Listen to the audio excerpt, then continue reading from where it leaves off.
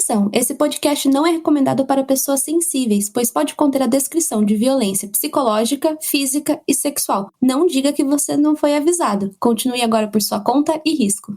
Nobody. I'm nobody. I'm a tramp, a bum, a hobo. Two women very important in your life, and you killed them both. Eu saía como se fosse para caçar alguma coisa.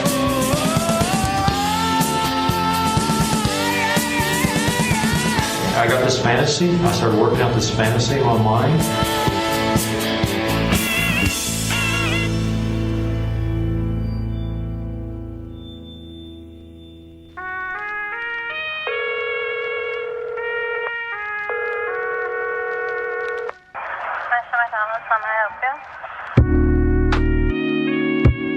Bom dia, boa tarde, boa noite, sejam todos bem-vindos a mais um episódio do Apenas um Podcast. Eu sou a Marisa, mas como vocês já estão cansados de saber, eu nunca estou aqui sozinha, eu sempre estou aqui com meu amigo Thiago. Oi, galerinha, boa noite, bom dia, boa tarde, boa noite pra vocês também. Como vocês estão? Pandemia maluca, né? Será que algum dia vai acabar a pandemia? Será que algum dia alguém aqui em 2030 tá ouvindo isso e acabou? Ai, nossa, que sonho. Minha filha vai ter, deixa eu ver... 9 anos. Tá fazendo 9 anos, pra 8 pra 9, né? Porque ela vai nascer em novembro, hein?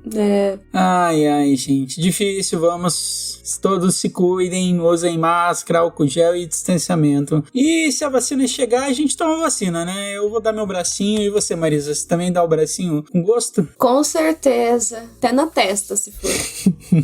Injeção de graça até na testa, né? Exatamente. O que a gente vai falar hoje, Marisa? Qual que é o tema? Hoje a gente vai falar de outro caso de massacre, que foi um dos vídeos que eu fiz que teve mais sucesso na rede social que eu tenho, que é o TikTok, que é o massacre do McDonald's. Sim, é isso mesmo que vocês ouviram, tá no nome, é um massacre, um tiroteio que aconteceu no McDonald's, e vocês já vão entender um pouco mais dessa história. Esse massacre é um massacre que eu posso dizer que não tem muitas informações. Aqui no Brasil ele não é tratado por muito podcast. Eu, Thiago, aqui sou um rato de podcast, eu amo assistir podcast, mas esse caso foi difícil achar informação, foi difícil compilar, até nas matérias americanas foi difícil, e ainda assim é um dos maiores massacres, se eu não me engano, ainda é o maior massacre. Você sabe me dizer, Marisa? É um dos maiores, se a gente for pensar em quantidade de vítima, né? Vocês já vão entender mais. Foi bem marcante, assim, pra história dos Estados Unidos mesmo. Ele é bem louco. Realmente tem algumas informações que não batem, principalmente em questão de horário, tá? A gente pegou um horário aqui mais ou menos médio de que os fatores acontecerem, mas vale lembrar que de acordo com o local que você vê, pode ser que os horários estejam diferentes, tá bom, gente? A gente sempre coloca esse adendo pra vocês saberem, não queremos desinformar vocês, mas é que realmente em alguns casos é bem complicado isso. Sim. Mas antes disso a gente tem que fazer alguns agradecimentos, não é, Marisa? Sim, a gente quer agradecer os nossos crescentes novos ouvintes que têm aparecido. Surgiu uma galera nessas últimas semanas que tá aparecendo aí, muito obrigada. Espero que vocês estejam gostando do nosso trabalho. A gente fica muito feliz com esse número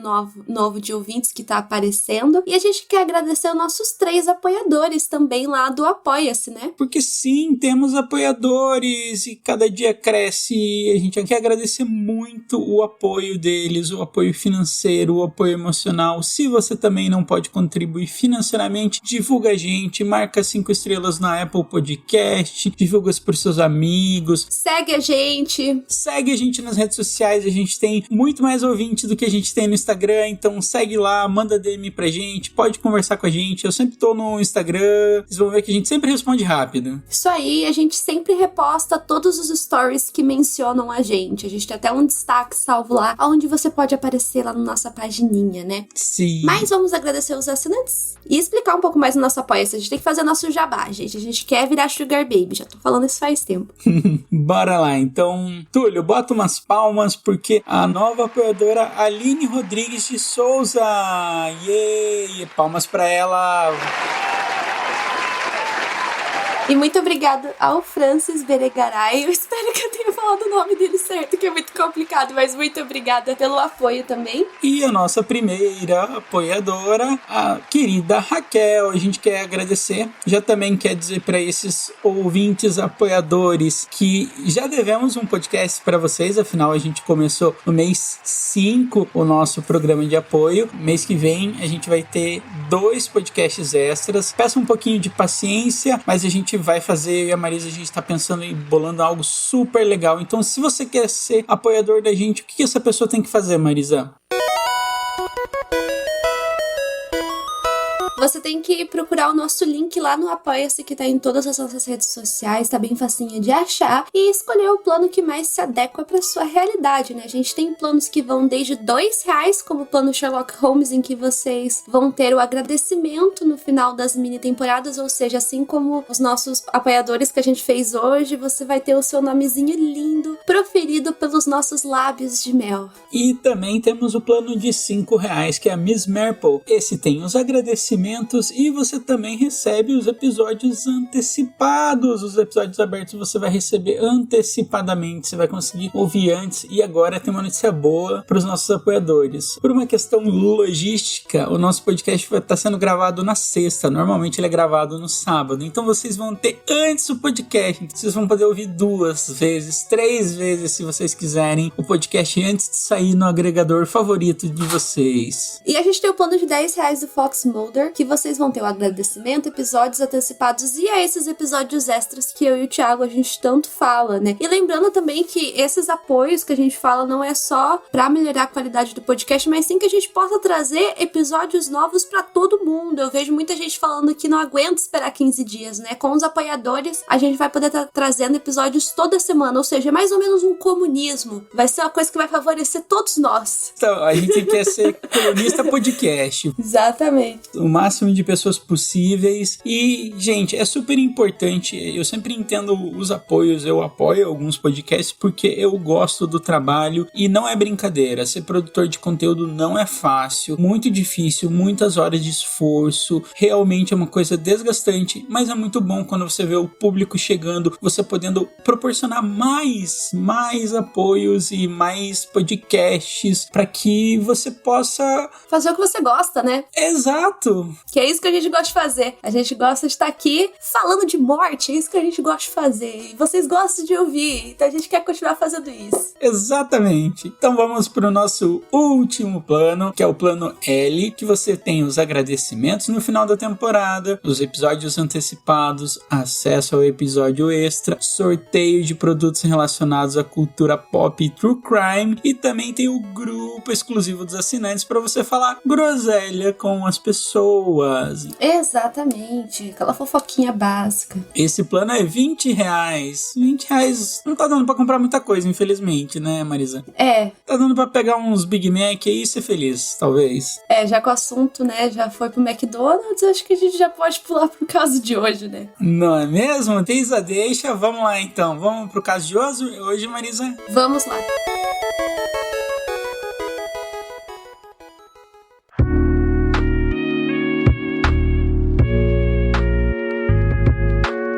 Então, como sempre, vamos começar o caso do início, que é falando sobre o cara que foi responsável por esse massacre, que foi o James Hubbard. Ele nasceu em 11 de outubro de 1942 numa cidade chamada Kenton, que fica em Ohio, lá nos Estados Unidos. Ele era o segundo filho do Earl Vincent, que trabalhava como inspetor de qualidade, e da Ice Evelyn Hubbard, que trabalhava, no caso, né, ela era dona de casa, né? Os pais dele eram extremamente devotos à igreja metodista, eles eram fanáticos religiosos, esse é o termo que eles utilizam nos livros, né? E a gente vai perceber que desde muito cedo o Hubbard, de certa forma, já era um pouco perturbado da cabeça pelas atitudes, assim, dele. Ele sempre foi meio esquisitão, ele sempre foi do tipo que se isolava bastante. E aí, quando o Hubbard tem 3 anos, ele tem, digamos, o primeiro trauma, ele vai ter poliomielite. O que é a poliomielite? Ela é uma doença que ela debilita a pessoa, ela não consegue andar, ela começa a perder alguns movimentos.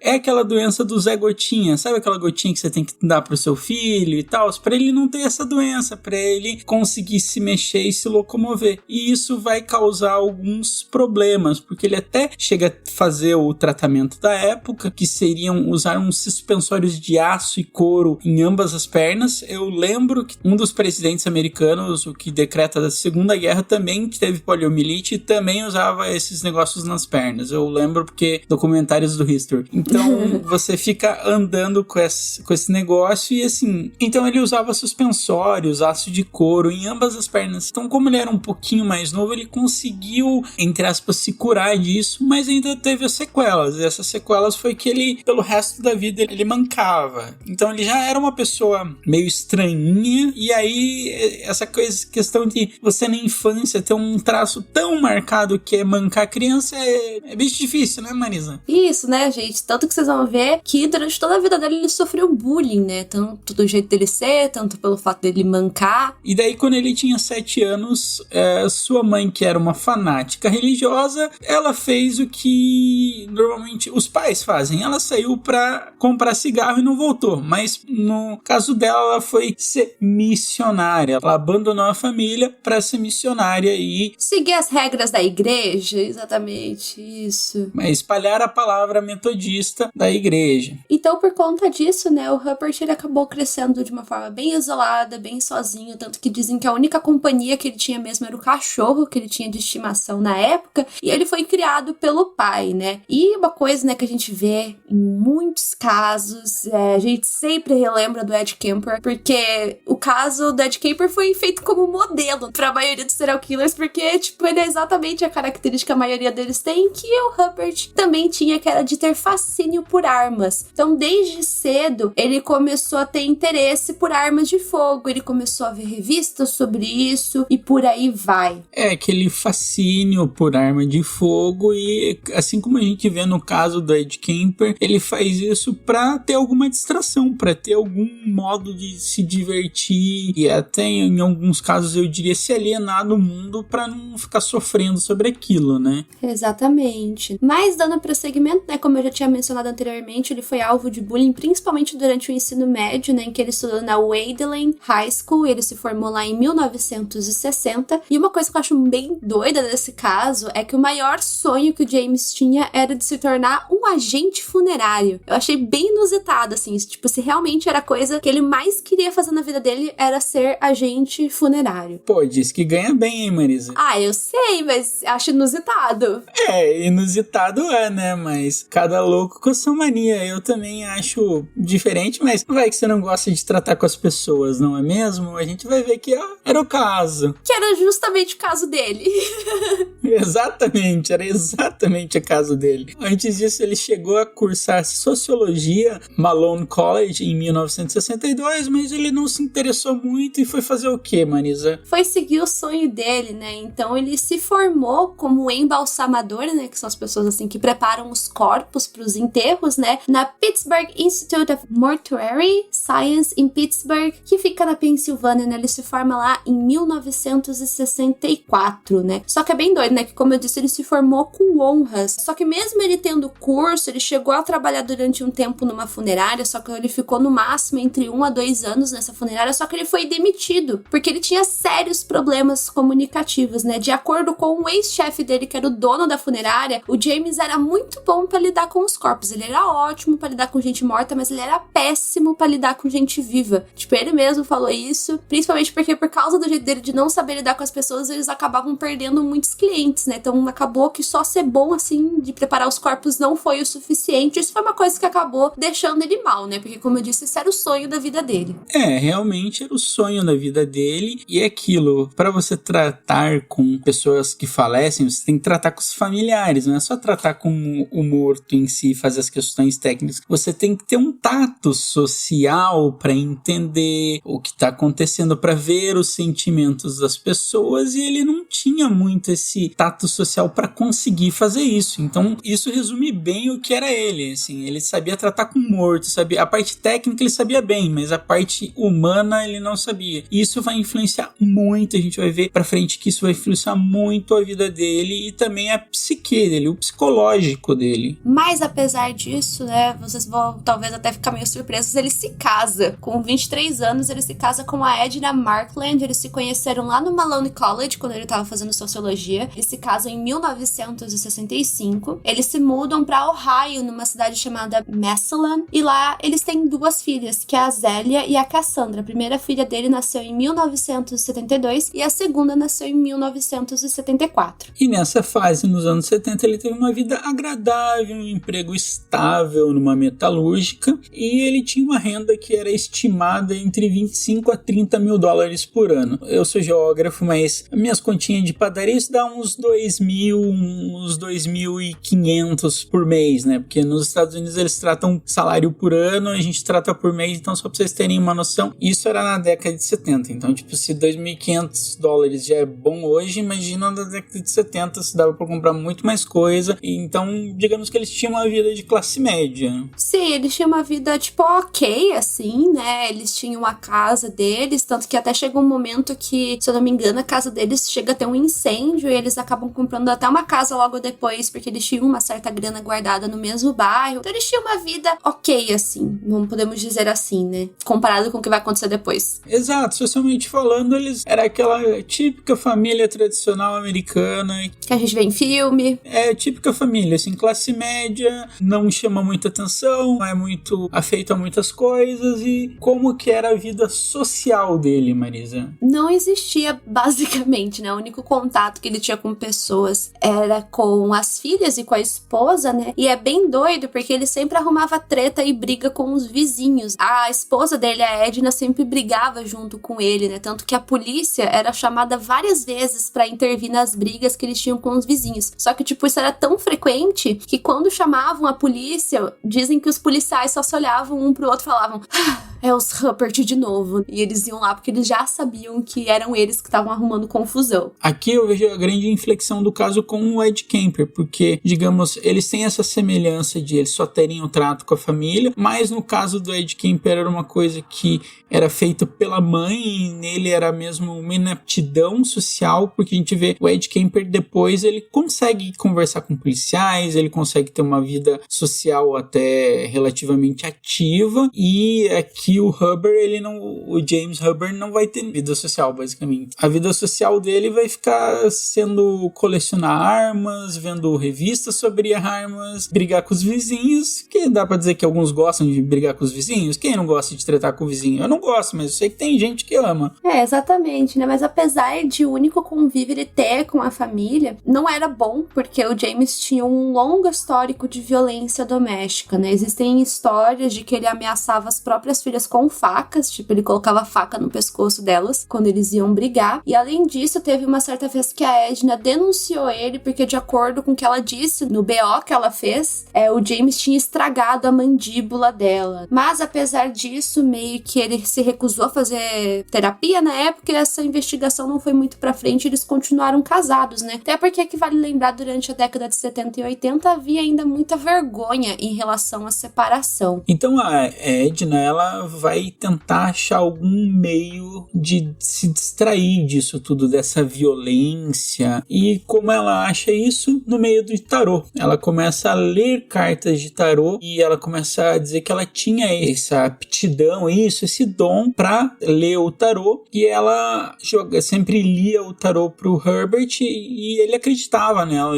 Como era o pouco contato que ele tinha, ele acreditava naquilo. Então as leituras da Edna produziam um efeito calmante temporário, podemos dizer, e o Herbert normalmente ele seguia as recomendações que eram feitas nessas leituras. Então era meio que era o tratamento dele, digamos assim, meio estranho dizer, mas era o tratamento que ele tinha, sabe, que ele tinha acesso, pode-se dizer. Mas aí, né, depois, assim, principalmente no início dos anos 80, a gente começa meio que ver um declínio maior na vida do James. A começar porque nos anos 80, na região que ele morava, lá em Madison, a cidade, aquela região região, como eu disse, ela começou a entrar numa certa crise e muitas pessoas começaram a perder o emprego. E além disso, o James sofreu um acidente de motocicleta em que ele meio que acabou tendo um problema no braço direito dele, que ele fazia contrações involuntárias, o que impossibilitou que ele continuasse trabalhando na metalúrgica como um soldador. E por conta disso ele foi demitido. E isso meio que foi tipo uma gota d'água muito forte na vida dele. Ele tipo nunca mais foi o mesmo depois dessa demissão. Isso realmente destruiu o psicológico dele, e ele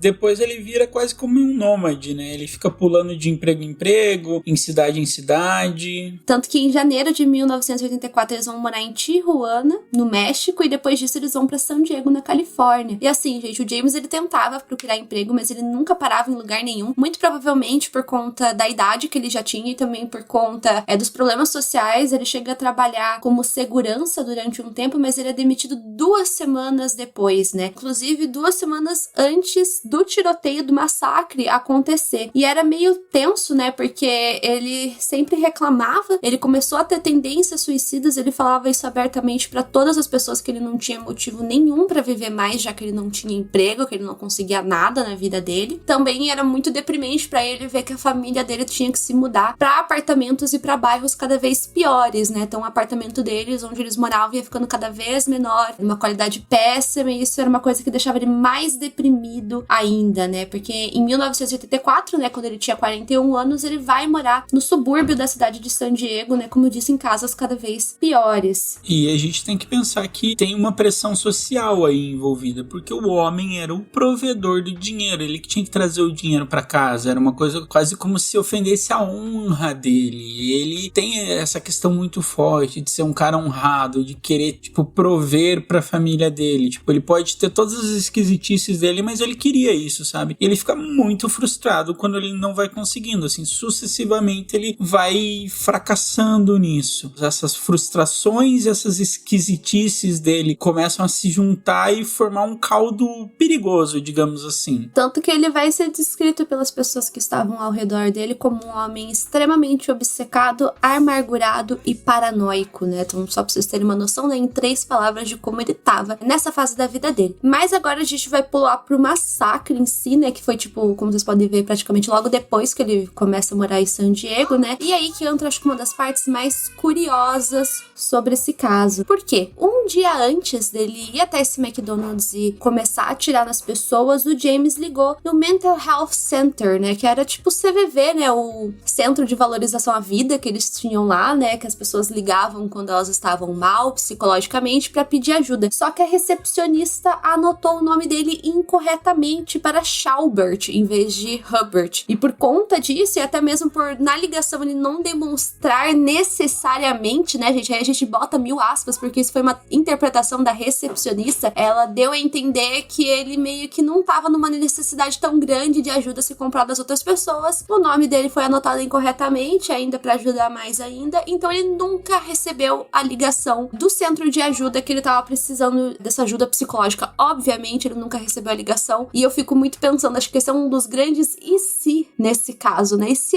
eles tivessem ligado, será que teria impedido? Será que teria mudado alguma coisa? Será que teria acontecido a mesma coisa ou só teria adiado? A gente nunca vai saber, né? A gente nunca vai saber. Esse é aquele si que fica na cabeça, que a gente fica tipo, será? Mas será? Mas será? Não sei, eu sou aquela pessoa que, tipo, dá muita vontade de saber como seria, mas infelizmente temos que viver com o mundo real. E no mundo real, o Herbert e a sua família, eles foram no zoológico de São Diego na manhã do dia 18 de julho, e eles vão e comem no McDonald's. Eles vão no bairro de Claremont, no norte de San Diego, e algumas horas antes do massacre. Então eles vão no McDonald's, comem aquele lanche, são aquela família feliz por um tempo. E aí o que acontece, Marisa? Ele volta pra casa, ele fica lá um tempo, né? Lembrando que o massacre ele acontece nesse dia 18, né? 18 de julho de 1984. A Edna estava na sala quando o James passa por ela. Ele estava indo para algum outro lugar, ela não sabia exatamente aonde. Ela pergunta pro James, pro marido dela, aonde ele estava indo. E ele simplesmente responde que ele estava saindo para caçar seres humanos porque a sociedade já tinha tido a chance com ele. Essa parte é bem louca. Se o seu marido fala, vou caçar humanos, o que você faz? Você coloca lá 911, alô, Polícia Federal, pelo pelo amor de Deus, meu marido está louco, chamem a polícia. Meu Deus, essa também é um grande sim. Mas dizem que a Edna, na época, tipo assim, o James falava tanto dessas coisas, assim, que ela simplesmente não levou ele a sério quando ele disse isso. Ela cagou porque ela achou que ele não tava falando sério, assim, de tantas coisas que ele ficava falando no ouvido dela, sabe? Então, tipo... Ela achou que era mais um delírio dele?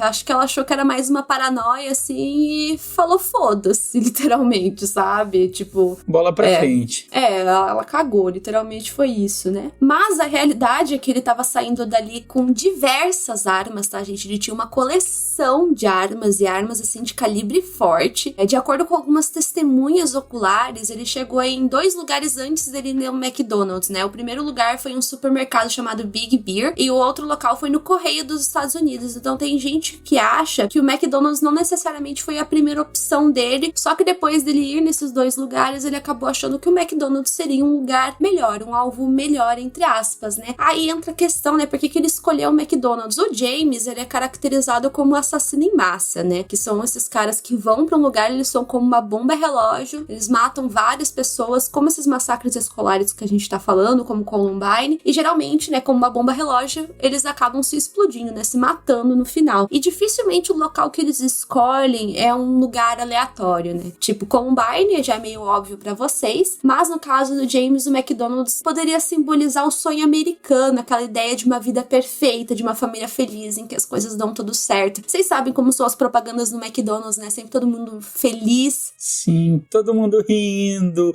alegre, contente, todo mundo comendo aquele lanche, sorrindo maravilhosamente. Então a gente tem que pensar nessa família feliz, que todo mundo... No símbolo dos Estados Unidos, né? O McDonald's é um dos maiores símbolos. Se a gente vê, até no próprio filme do McDonald's, o Fome do Poder, que mostra o basicamente fundador, entre muitas aspas, né? Ele rouba o McDonald's pra ele. Mas qual que é o grande diferencial que ele vê no McDonald's? A palavra, a sonoridade do McDonald's e aquilo, sabe? Aquela entrega rápida, as pessoas felizes pra comer aquilo, porque antes era muito demorado pra você comer um lanche. Então, tipo, tem todo um estereótipo de sucesso, sabe? O McDonald's carrega muito do sonho americano, porque, tipo, um cara que fez sucesso, virou um grande empresário, e a gente tem que pensar que é tudo isso, sabe? Tipo, você levava os seus filhos no McDonald's, você tinha uma certa condição social pra levar os seus filhos, a sua família. Isso era, tipo, digamos, bem visto, sabe? Luxo entre muitas aspas. Era um conforto de ser uma pessoa de classe média, que tá se dando bem, que tá ascendendo socialmente. Sim, com certeza, né, gente? São muitos fatores que estão envolvidos, né? Então aí vocês veem novamente que realmente não foi um lugar aleatório. A princípio, quando eu vi sobre esse caso pela primeira vez, eu vi massacre do McDonald's, eu pensei, nossa, que nada a ver, né? Que esquisito. Mas, na verdade, faz total sentido se a gente for pensar na história e no contexto de tudo, né? Mas, né, ele vai até o McDonald's que era mais próximo da casa dele, ele chega lá por volta das 3h40. Ele praticamente estaciona o carro, ele sai. Na frente do McDonald's tinha algumas crianças com bicicleta, e assim que ele sai do carro, ele já começa a atirar contra essas crianças. Algumas conseguem fugir nas bicicletinhas, só que infelizmente algumas crianças já caem ali, ou feridas ou mortas, né? Então, obviamente, por ser um McDonald's no horário da tarde, a maior parte das vítimas que ele fez foram crianças. Gente, ele simplesmente não parou de atirar, e essa parte me deixa, assim, um pouco até revoltada, porque ele atira sem parar durante 77 minutos, dá mais de 1 hora, dá o quê? 1h10 praticamente, que ele ficou atirando sem parar, porque, como eu disse, ele levou muitas armas, muitas balas, assim, principalmente balas, assim, que já recarregavam com uma certa velocidade maior. Então ele fica atirando durante 77 minutos, né? E ao todo, ele mata 22 pessoas, como eu disse, a maioria delas eram crianças, ele deixou outras pessoas feridas, né? No total foram 19. E vale lembrar, assim, só pra gente ver o nível, assim, de violência e como realmente ele atirou um monte nas pessoas. Uma das vítimas, que infelizmente faleceu, ela tava com 48 tiros. Uma vítima só.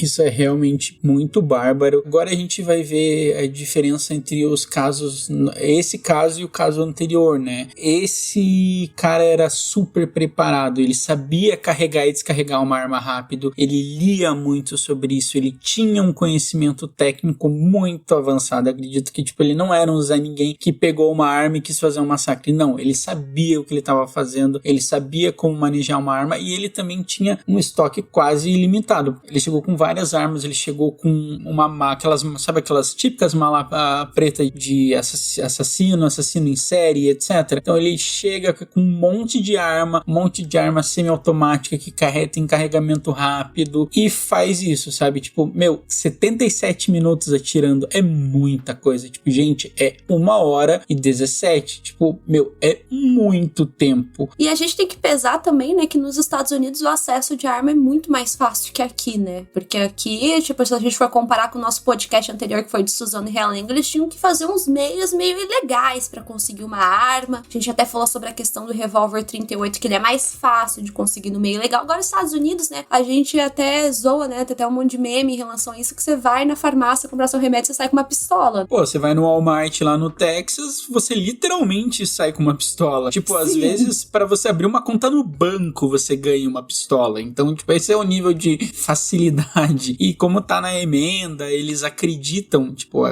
nisso, é muito mais facilitado. Com certeza. E antes da gente falar da polícia, né, que vocês devem estar pensando, meu Deus, 1h17 atirando, cadê a polícia? É SOS, né? A vítima mais jovem que ele fez tinha 8 meses, gente. 8 meses. E a vítima mais velha que ele fez nesse dia tinha 74 anos, né? A gente vê um contraste, né? Que literalmente, né? A gente vê essa imagem da família, a gente vê isso refletir até nas vítimas, né? Porque foram pessoas de todas as idades, de todas as etnias, de todos os gêneros e por aí vai, né? A maioria das vítimas eram crianças, mas a gente tem que lembrar que tinham funcionários, tinham mães, tinham avós, tinham pais. Então, assim, foi até em imprensa local, uma coisa que me pareceu bastante, assim, eu fui procurar no YouTube, eu sempre tento ver esses vídeos de massacre que, tipo, não tem tantos documentários sobre, não tem tanta mídia em cima, que até a mídia não sabia como cobrir muito bem. E tanto que era São Isidoro, era uma questão, tipo, mais periférica, então a galera não sabia como tratar tudo isso, e até a polícia, tipo, ligaram pra eles e a polícia não deu muita importância, né, Marisa? Pra quem tiver curiosidade, só abrir um parênteses aqui, vocês forem procurar as fotos desse dia no Google, assim, elas são bem chocantes das pessoas, assim, os funcionários saindo desesperados, chorando. É muito pesado, né? Bom, eles chamam a polícia, né, que nem eu falei, ele chegou umas 3h40 lá e começou o tiroteio, e eles chamam a polícia por volta das 4h da tarde. Eles falam que tá rolando um tiroteio, e o primeiro carro da polícia, literalmente eles mandam um carro só da polícia, assim, normal, sem grandes reforços, vamos dizer assim, ele chega lá às 4h07 da tarde. Só que aí os policiais que estavam nesse carro, eles perceberam que a situação era um pouco mais séria, assim, tipo, o cara tava lá... Bem mais sério, ele tava lá, tipo, soltando rajada de tiro, e provavelmente eles não tinham treinamento... pra lidar com isso, né, gente? É, exato. Ele, tipo, a cidade era pequena. Primeira coisa que eles fazem é falar, tipo, gente, não vai dar, a gente vai precisar de reforços, e eles acabam chamando a SWAT, né, porque, assim, pra vocês verem o nível, assim, de grave que era a situação. E explica o que é a SWAT, Marisa, só para as pessoas que não sabem. A SWAT, ela é tipo uma força da polícia especial, seria tipo o BOP aqui do Brasil? Seria, daria pra comparar. É, daria pra gente comparar com o BOP, assim, uma polícia, assim, mais treinada, com equipamentos melhores e por aí vai. Mas, assim, eles têm um monte de comunicação durante esse tempo, então, olha só, vai demorar 1 hora até tudo isso acabar, da primeira viatura chegar até o fim, né, porque o James, ele só parou de atirar quando um atirador de elite da SWAT conseguiu dar um tiro no coração dele e, obviamente, o James morreu. O atirador que fez isso foi o Chuck Foster, então, só pra vocês terem uma noção de tempo, né, o James morre naquela tarde, às 5h07 da tarde. Tipo, olha o tempo que foi, muito, né? E a gente tem que pensar que, infelizmente, naquela época, não tinha uma comunicação tão rápida. Você tinha que ligar e deviam ter toda uma questão de procedimento pra essa galera se equipar, ir pro lugar, e também não tinha um treinamento pra isso, provavelmente só a equipe da SWAT tinha treinamento pra isso, os policiais nem deviam saber como lidar com essa situação, e acaba ocorrendo esse massacre, que foram 22 vítimas fatais, 19 feridos e a maioria crianças. Então é um caso que choca bastante os Estados Unidos. Eu acho que, em questão de infâmia, eu acho que eu tava vendo os top 10 massacres que, tipo, a galera considera na internet, e ele sempre tá entre os top 3, assim, porque ele é um massacre que comoveu bastante os Estados Unidos, porque tinha crianças, sabe? Foi uma questão de crianças. E o número de vítimas é bem expressivo também, né? Tendo em vista que foi um cara sozinho. Sim, e aí a gente pode pode começar a falar qual que é as diferenças de um serial killer para um assassino em massa, Marisa. Qual que é a grande diferença? Tem a questão do tempo, que geralmente o serial killer é espaçado, né? Geralmente o serial killer ele tem que ter um intervalo de tempo, nem que seja de algumas horas. Geralmente ele faz uma vítima e, sei lá, daqui meses, dias, anos até ele vai fazer a outra. O assassino em massa, como eu falei, ele vai pra um lugar e ele vai matar o máximo de gente que ele puder. E ele já sabe o fim dele. Ele já sabe o fim dele. A maioria dos assassinos em massa, ou eles se matam, ou eles são mortos pela polícia. Muito difícil a gente ver um caso assim de assassino em massa em que ele consegue ser preso no final. Porque, como eu disse, né, essa é até a comparação que tá no livro Anatomia do Mal da Darkseid, é que é justamente isso. Eles são uma bomba relógio. Eles vão lá e explodem pra levar o máximo de gente junto com eles. Eles capitalizam toda essa indignação, sendo ela social, política, religiosa, identitária. A gente vê a questão da bomba relógio de novo, né? O assassino em massa, ele sempre vai ter uma coisa que vai ser o estralo, assim, sabe? Vai ser a faísca que vai acender essa bomba. No caso do James, foi a demissão que ele teve da metalúrgica. Alguns outros casos a gente pode dizer, que foi o bullying e tal. Sempre vai ter alguma faísca, assim, que vai meio que condicionar ele àquilo, que é diferente, assim, do serial killer, se a gente for comparar, assim. Eles têm umas diferenças, assim, bem grandes até. Sim, mas ainda assim dá pra ver os pontos de semelhanças, como a gente elencou alguns pontos de semelhança com a Ed Kemper, de gostar de arma. Ter uma infância traumática, provavelmente, ter sofrido algum tipo de bullying, algum tipo de violência durante a vida. Isso é uma coisa que a gente vê com muita frequência, né? Eu sempre falo, é muito difícil, assim, casos, assim, que a pessoa teve uma vida, uma infância feliz, normal, e acaba se tornando um assassino. Sobre o McDonald's, Marisa, o que você tem a falar? Bom, o local onde tudo isso aconteceu, né, o McDonald's, o terreno foi doado pelo próprio McDonald's e hoje ele pertence à prefeitura da cidade. Ele tem meio que uma espécie de um memorial às vítimas. Eu vi algumas fotos e vira e mexe as pessoas passam lá pra deixar flores, algum tipo de homenagem pras vítimas. Mas sobre o desfecho desse caso, acho que a parte que mais me deixa chocada, que tipo, eu literalmente tive que respirar fundo depois que eu li, foi o que a Edna, a esposa, ex-esposa, agora viúva do James, decide fazer em 1986, ou seja, 2 anos depois que o massacre acontece. Ela decide processar o McDonald's e a metalurgia que ele trabalhava em 7.800.000 dólares. Ela leva esse processo para o Tribunal Estadual de Ohio. Mas por que ela decidiu processar o McDonald's? Foi o marido dela que fez o massacre do McDonald's.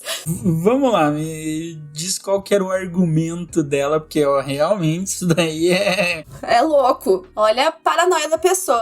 Na verdade, eu acho que ela tava querendo arrancar dinheiro de alguma forma. Isso é aquela coisa de explodir a cabeça, assim, você fica tipo, como gente para o mundo que eu quero descer, né? Exatamente, né? O que ela faz, né? Lembra que no dia eles foram no McDonald's comer de manhã? Então ela afirmou que a combinação da mistura da comida do McDonald's mais os metais venenosos que o marido dela ficou trabalhando lá durante anos afetaram e desencadearam esses pensamentos e essas atitudes que o Jamie tomou. Porque, de acordo com ela, o glutamato de monossódio que havia na comida do McDonald's, combinado com os altos níveis de chumbo e cádmio no corpo do Hubbard, teria induzido ele a ter delírios e uma raiva incontrolável. De fato, havia altos níveis de metais no corpo do Hubbard quando eles fizeram a autópsia. Mas ele trabalhou durante 14 anos como soldador, então isso é meio que, tipo, normal. Além disso, no corpo dele, quando eles fizeram a autópsia, não havia nenhum grau, nenhuma porcentagem de drogas ou de álcool no sistema nervoso dele, nem nada. Então, assim, gente, foi super vozes da cabeça e choquem-se, mas a Edna perdeu o processo, né? Não conseguiu a grana. Sério que ela não conseguiu vencer? Ela tinha um tão bom argumento. Tipo assim, faz sentido a questão dos metais pesados, poder afetar ele mentalmente. Isso daí eu até concordo, né? Forçando um pouco, talvez, né? Forçando tipo assim, a amizade. Forçando assim, a amizade, assim, tipo, pensando no... Eu tô quase beirando o conspiracionismo, dá pra acreditar, mas o resto não dá pra levar a sério, né? Basicamente é como se a gente estivesse falando que a culpa dele fazer o massacre não foi dele, foi dele estar trabalhando.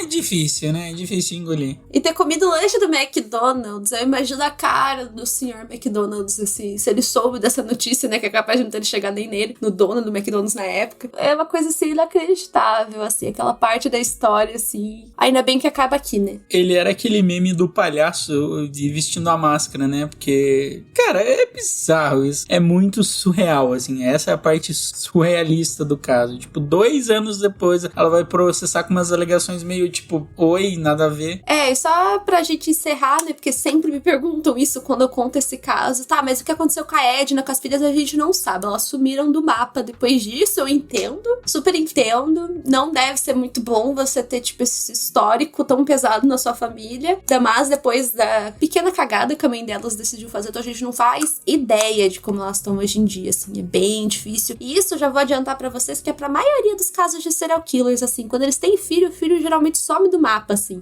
A maioria Ted Bundy, a galera some e realmente tenta sumir. Apagar essa imagem. Então vamos pros nossos momentos 5 centavos, Marisa? Vamos lá. Momento 5 centavos. 5 centavos. Então comece. Bom, gente, eu acho esse caso bem doido, assim, ele não é tão conhecido que nem a gente falou aqui pelas terras tupiniquins, né? Mas eu acho ele bem louco, eu acho que, assim, nada nesse caso, assim, foi tão por acaso, assim, né? Se a gente for ver todo o passo a passo da vida do James e tal, eu acho, assim, bem doido. Na real, eu não tenho nada, eu resumo esse caso dessa forma, bem, bem doido. A gente dá pra ver que é uma construção e, gente, se tiver barulho de chuva é porque tá chovendo muito em Curitiba, bem na hora que a gente tá gravando, então... Mas fica um ASMR aí no fundo pra vocês, né? Exato. Aquele barulhinho de fundo, calmante, depois de uma história super pesada que envolve crianças. Então, pra mim, esse caso é um pouco difícil de pensar, assim, porque você pensa, é um McDonald's, né? É uma coisa meio coringa, né? Um character development, né? Que a pessoa se corrompe pela sociedade e depois ela quer se vingar. É muito coringa essa história. Eu consegui pensar muito. É muita coisa que o Coringa faria, tipo. Você tá com total razão, isso faz total sentido. E aquilo, ele se vinga da própria sociedade, sabe? Tipo, ele quer tá nela, tipo, não quer ser excluído, ele quer tá lá só, ele não quer ser aquela pessoa que vai fazer uma revolução. Não, ele é aquela pessoa que quer tá no sistema, mas ele não consegue. Exatamente, é muito Coringa 2019, tipo, é aquele filme total, assim, só que, tipo, infelizmente aconteceu, né? Então, acho muito doido, eu espero que vocês tenham gostado desse episódio, né? Porque, como eu disse, é um caso sempre muito pedido pras pessoas e tal, né? Então a gente fez com carinho aqui pra vocês. E também não tem muito podcast sobre. Vou meter essa, mas eu acho que a gente é um dos primeiros podcasts a falar sobre isso. Isso aí. Entretenimento e qualidade aqui na Apenas um Podcast Corporation. Gente, olha só, a gente nem vai ter aquele momento final que a gente apresenta alguns livros pra vocês que tá piscando aqui a luz em casa. Acho que a alma do James tá vindo puxar o nosso pé. Mas se você ouviu esse podcast até o final, por favor, mencione a gente lá nos stories ou coloque a hashtag Apenas um Podcast pra que as pessoas, os seus amiguinhos, conheçam esse episódio maravilhoso, né? Com essa história que vocês podem usar na redação do Enem. Porque se cair alguma coisa sobre sociedade, vai lá e mete. Casos criminais dá pra usar na introdução do Enem. E olha que a Marisa é professora de português, ó. Tá dando a dica. É dica de ouro aqui. Então, galerinha, a gente se despede. Queria agradecer muito aos nossos novos ouvintes. Não esqueçam de sempre divulgar mais a gente. Falem a gente na DM. A gente gosta de falar com vocês. A gente gosta muito do nosso público. A gente acha o nosso público incrível. Mas chegou a hora de dizer o adeus. Tchau, até daqui a próxima episódio, que a gente não sabe qual caso vai ser, mas a gente espera que fique bom. É isso aí. Yay! Bora lá! Adeus! Tchau!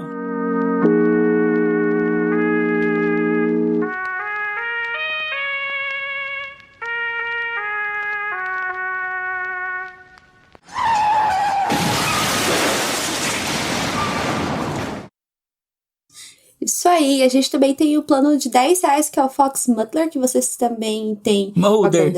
Mulder, ai, desculpa a pronúncia aí. Foi mal. Eu regravo ou a gente continua? Regrava. Tá, Mulder. Mulder?